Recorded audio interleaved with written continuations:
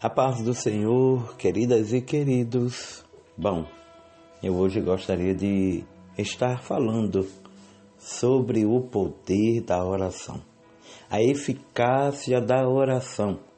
E se você, está querendo parar de orar, está querendo desistir de orar por alguém da tua família, eis que tem um recado de Deus para você.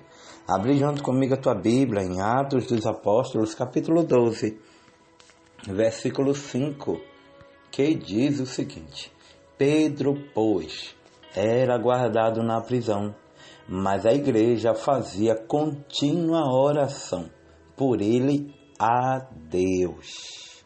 Amém? Vamos orar. Pai, te louvamos, bendizemos o teu nome, porque tu és digno, Senhor, de toda a honra, de toda a glória e de toda a adoração. Te pedimos, ó Senhor, perdão de todos os nossos pecados, para que o teu nome seja glorificado através de nossas vidas, Senhor. Que a honra, a glória, o poder e a majestade sejam todas tuas.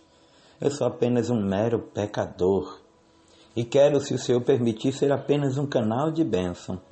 Em nome de Jesus. Amém.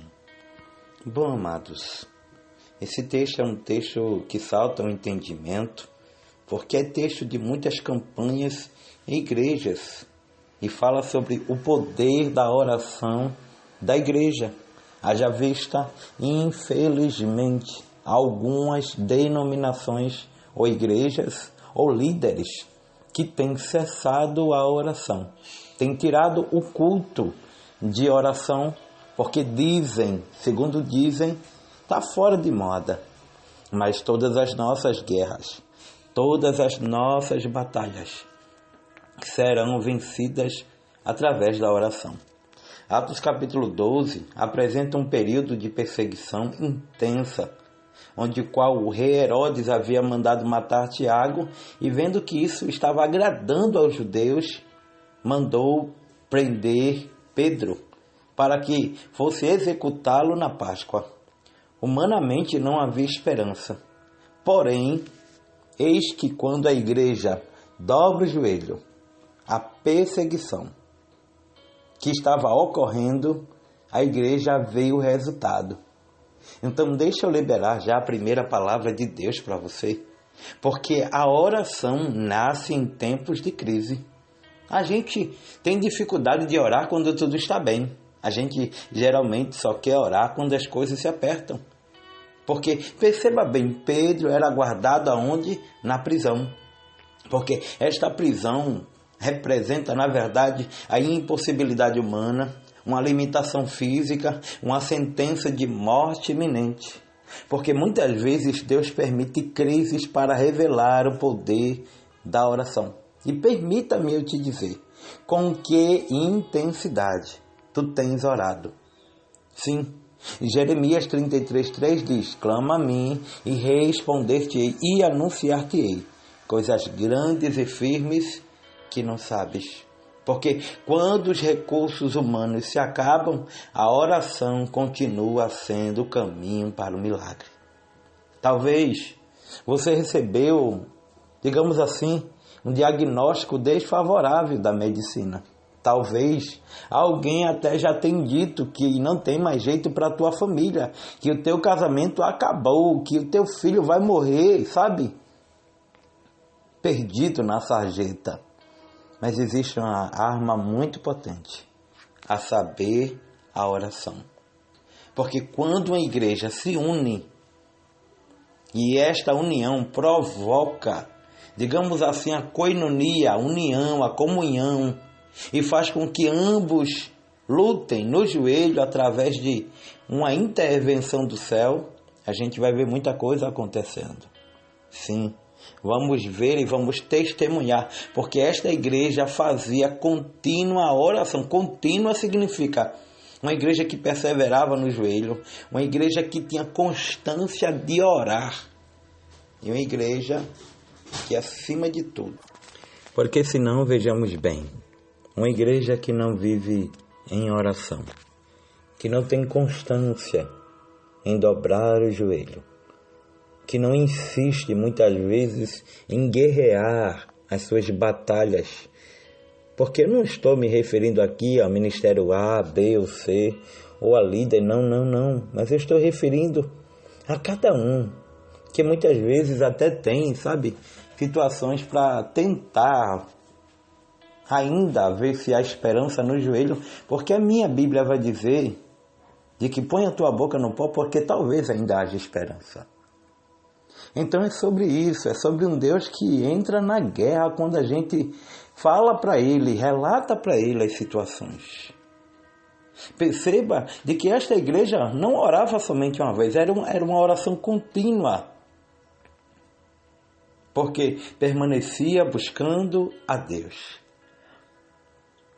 Quando a gente observa na Bíblia, em Lucas capítulo 18, onde a qual fala sobre a parábola do juiz iníquo, sim, onde aquela mulher de forma incessante perseverava em, digamos assim, buscar o que de fato era seu. Porque em oração a gente precisa entender que nós buscamos aquilo que de fato o céu tem nos dado por direito. 1 aos Tessalonicenses, capítulo 5, versículo 17 diz: orai sem cessar. Romanos capítulo 12, versículo 12 diz: perseverai em oração. É tempo de perseverar, porque grandes respostas são precedidas por orações persistentes. E outra coisa, não é só orar, é orar e estar em união, porque às vezes a gente está orando, mas a gente não está em comunhão com o nosso irmão. Não era apenas um membro da igreja orando naquele tempo, onde a qual Pedro estava para ser morto pelas mãos de Herodes na Páscoa, mas havia uma igreja que se juntaram e disse: olha, a gente só vai parar essa oração quando Deus fizer um milagre. Sim. A unidade gera um poder espiritual imenso. Salmo 133, que é um texto que nós conhecemos bastante, diz: ó, quão bom e quão suave é que os irmãos vivem em união. Porque quando a igreja se une em oração, a gente vai ver muita coisa acontecer. Fortalezas são derrubadas. A oração vai chegar direto ao trono de Deus. Perceba, e eles fizeram contínua oração por ele a Deus. A oração não ficou presa apenas entre as paredes da casa onde estavam reunidos. Ela chegou ao céu. Então, deixa eu liberar outra palavra de Deus para você. A tua oração tem subido. Lucas capítulo 1, versículo 13 diz: a tua oração foi ouvida. Você está entendendo? Enquanto a igreja ora, Deus envia um anjo. Enquanto a igreja ora, correntes caem, pessoas são libertas, as portas se abrem. Eita glória! Deus salta a luz. Aleluia! Tiago capítulo 5, 16 diz que a oração de um justo pode muito em seus efeitos. O que é impossível para os homens, para Deus, já está feito. Já está feito.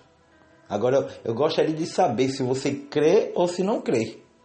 Se você busca ou se não busca a resposta de Deus. Porque o milagre vai ser maior do que as expectativas humanas. Alguém está achando que vai ser de um jeito, sabe? Mas o Senhor está dizendo: eu vou saber. Eu vou fazer com que alguém fique perplexo. Porque quando Pedro bateu a porta após ser liberto, os irmãos tiveram dificuldade em acreditar que Deus já havia respondido. Muitas vezes a gente ora, mas não esperamos a resposta. Efésios capítulo 3, versículo 20, vai dizer: porque Deus é poderoso para fazer muito mais do que pedimos ou pensamos. Sim, Deus é capaz de fazer além daquilo que pedimos ou pensamos. Pedro estava preso, Herodes estava planejando a sua morte. Os soldados estavam vigiando, mas a igreja estava orando. O segredo é esse. O segredo é esse. Igreja que ora, vê libertação. Igreja que ora, vê prisões se abrirem. Igreja que ora, escuta que o anjo visitou e curou.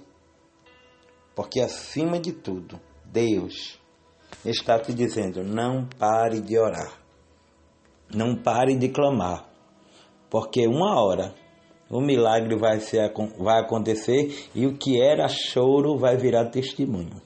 Recebe esta palavra? Toma posse?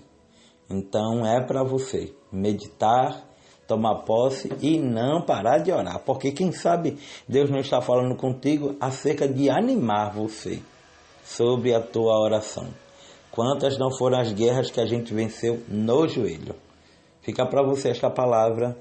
Compartilha com 1, com 10, com 100.